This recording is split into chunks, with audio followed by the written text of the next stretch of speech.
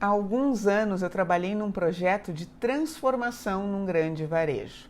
O objetivo era melhorar o resultado da pesquisa de clima em algumas filiais da rede. E numa das filiais eu peguei um baita problema. Eu tinha que fazer coaching individual com um gerente geral que estava há anos na empresa, gerava excelentes resultados para todas as filiais que passava, mas era um péssimo gestor de pessoas. O RH recebia constantes reclamações dos seus funcionários do tipo: falta de alinhamento com os colaboradores, falta de acompanhamento do trabalho deles, problemas de comunicação e falta de envolvimento do colaborador em decisões que os impactavam. Bom, as sessões de coaching eram feitas presencialmente. Por 2 vezes eu marquei a sessão com esse gerente, ele confirmou, eu fui até lá e simplesmente eu não fui recebida por ele. Ele estava na unidade, mas não compareceu à nossa sessão. Na terceira conversa marcada, ele finalmente apareceu. Quando começamos a conversa, ele já foi logo me dizendo: Ingrid, faz 15 anos que eu trabalho aqui e eu nunca olhei para o tema de gestão de pessoas.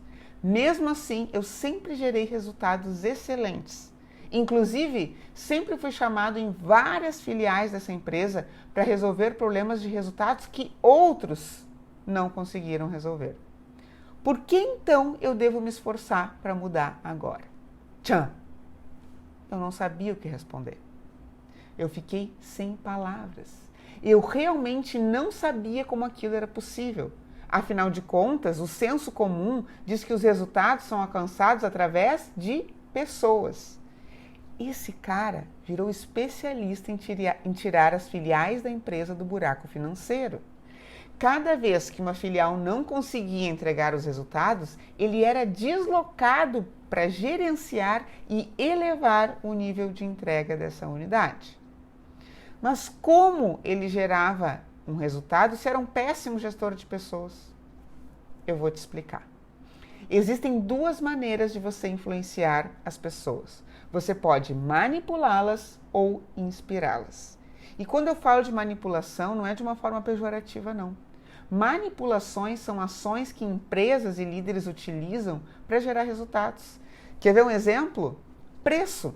Preço é uma forma de manipulação altamente eficaz.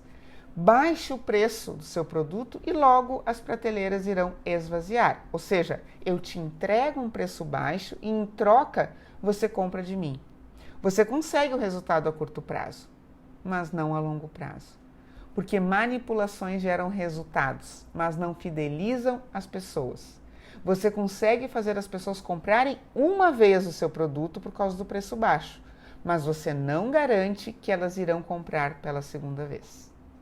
No caso desse gestor, quando ele chegava numa filial, ele transformava os resultados através do medo. E medo também é um tipo de manipulação. Deixa eu te explicar. Quando ele chegava numa nova filial, ele geralmente encontrava um lugar caótico, cheio de problemas e quase a ponto de fechar suas portas. Ali ele se deparava com pessoas que tinham medo de serem demitidas. Portanto, ele entregava uma solução para o medo delas. E em troca, as pessoas faziam o que ele pedia. E no fundo faziam o que era preciso ser feito para sair do caos.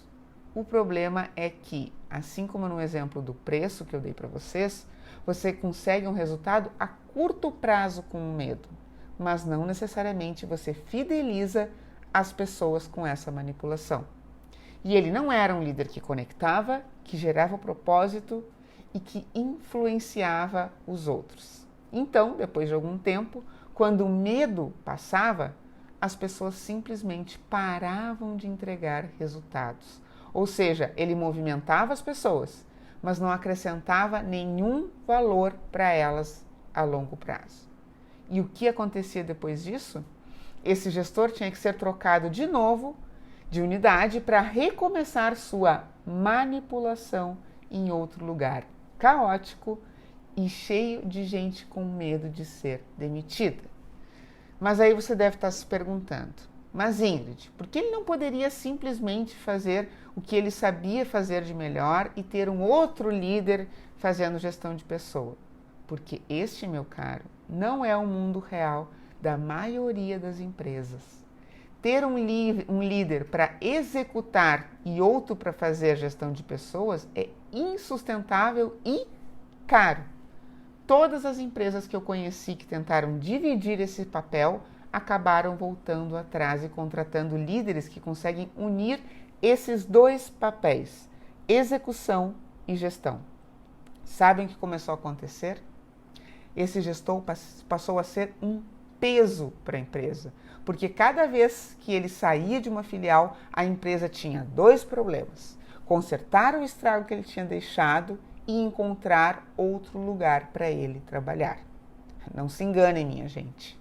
A empresa só vai te manter enquanto te ter como empregado for mais benéfico do que o custo que você gera. E quando eu falo em custo, eu não estou falando só de dinheiro, não. Eu estou falando de custo de energia também. Nenhuma empresa quer ter um funcionário elefante branco para ter que lidar. Portanto, se você é líder e acha que vai continuar gerando resultados sem se focar em gestão de pessoas, muito cuidado. Você provavelmente em breve será o elefante branco que nenhuma empresa quer manter. Ah, e sobre o líder, na segunda sessão de coaching, adivinha o que aconteceu? Ele não apareceu de novo.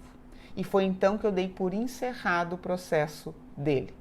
Terminamos o projeto com outras filiais em seguida e eu nunca mais soube notícias desse líder. Gostou do meu vídeo? Então deixa seu comentário, seu like e compartilha com seus amigos. Até!